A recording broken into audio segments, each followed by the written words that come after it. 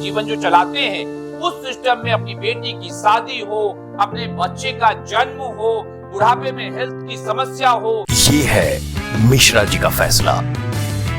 विकास हम उसे मानते हैं अगर 140 करोड़ आबादी है हिंदुस्तान में, तो 140 करोड़ आबादी के पास कम से कम मिनिमम सुविधा जो है कि रहने को घर हो, खाने को रोटी हो, पहनने को कपड़ा हो, पढ़ाई के लिए स्कूल्स हो, स्वास्थ्य समस्या के लिए हेल्थ सेंटर्स हो, हॉस्पिटल्स हो। जिस दिन हम इन समस्याओं से निजात पा लेते हैं, अपने हर एक नागरिक को 140 करोड़ से 140 करोड़ लोगों को अगर ये सुविधा हम दे देते हैं, तो निश्चित रूप से वो सरकार एक कामयाब सरकार मानी जाएगी।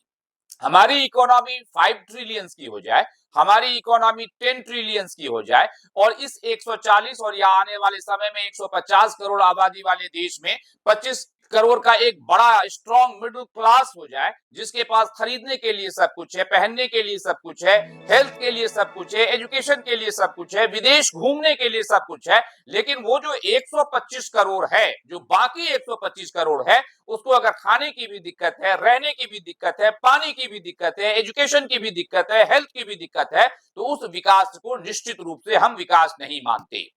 ये जो पर कैपिटा इनकम होता है, ये जो 5 ट्रिलियन 10 ट्रिलियन की इकोनॉमी होती है, ये बड़ा ही ना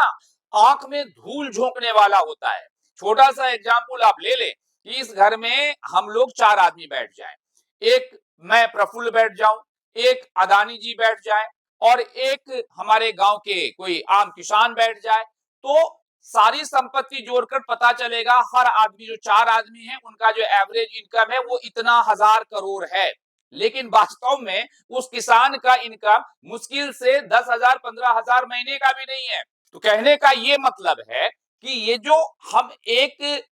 एवरेज निकाल लेते हैं किसी भी चीज का, वो एवरेज निकालने से काम नहीं चलता है भाई। हकीकत तब बनता है जब हिंदुस्तान में विकास का जो सही मतलब है वो यही मतलब है कि हिंदुस्तान में रहने वाले 150 करोड़ लोगों को अपने जीवन के व्यापन के सिस्टम में, जीवन व्यापन जो लोग करते हैं, जीवन जो चलाते हैं, उस सिस्टम में अपनी बेटी की शादी हो, अपने बच्चे का जन्म हो, बुढ़ापे में हेल्थ की समस्या हो, स्कूल में बच्चे को पढ़ाने की बात हो,